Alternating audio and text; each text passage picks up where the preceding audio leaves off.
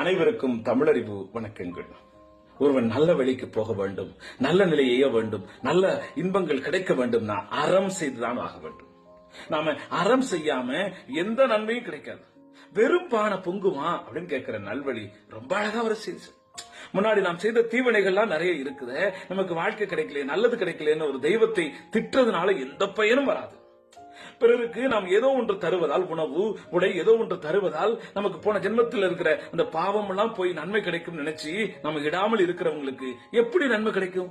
கிடைக்காதுன்னு சொல்ல வருகிற நல்வழியோட அந்த பாட்டு. செய்தி வினை இருக்க தெய்வத்து நந்தக்கால் எய்தவமோ இருந்தியம் வையத்து அறம் பாவம் என அறிந்து அன்று இடார்க்கு இன்று வெறும்பானை பொங்குமோ மேல். வெறும் பானை பொங்காதுங்க, பால் உணவு இருக்கிற பானை தான் பொங்கும். அது போல நாம் அறம் செய்திருந்தால்தான், நாம் அறம் செய்திருந்தால் மட்டுமே நமக்கு நன்மை விளையும், நன்மை கிடைக்கும் என்கிற அந்த நல்வழியின் வழியிலே நாமும் வாழ்வோம். நன்றி, வணக்கம்.